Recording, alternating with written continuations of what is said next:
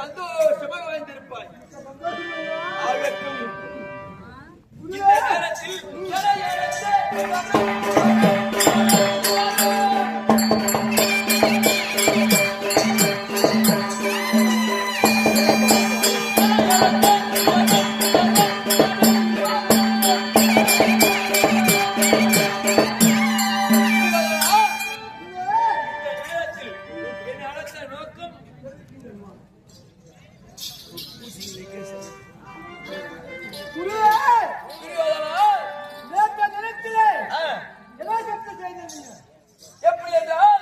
சத்தியம் செய்தது என்ன தெரியுமா?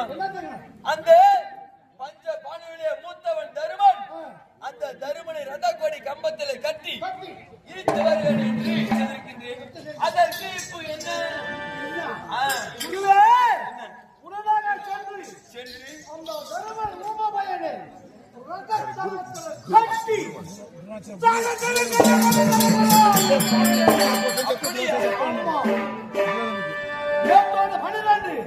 இன்றோட 13 ஆமா. அதனால அந்த தர்மனை கட்டி இழுத்து வர வேண்டும்.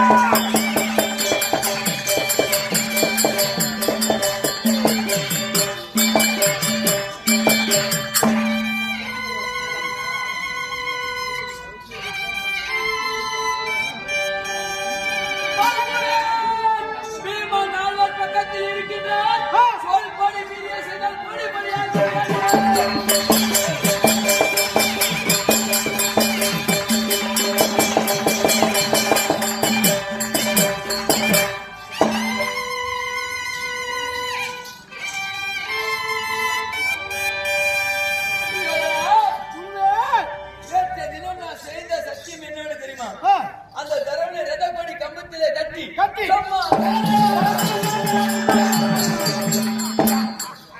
வருவேன்.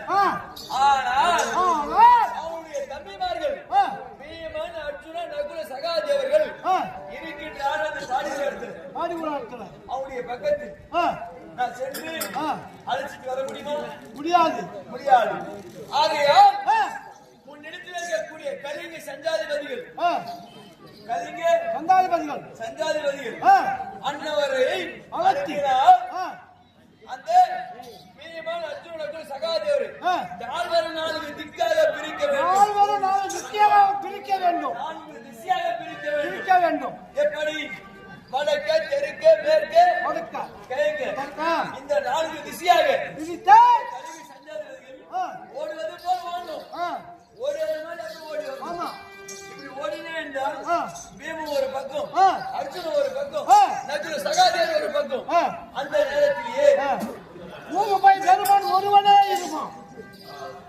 அந்த தருமன் தன்னந்தனியாக பாடியுடன் ஒருவனே இருப்பான். அந்த நேரத்திலே நான் நயமாக சென்று சும்மா வாபத்தை ஆடி போய் தருமா சும்மா போலாம் வாயான்னு சொல்லி ரதத்திலே ஏற்றி இந்த ராஜ சபையிலே உன்னுடைய சபையில கொண்டு வருவேன்.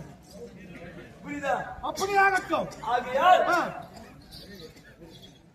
கலிங்க சஞ்சாதிபதிக்கு தலைவரை நான் இருக்கிறேன். கலிங்க சஞ்சாதிபதி அனுப்பினால் அந்த தர்மனை கொண்டு வரணும்.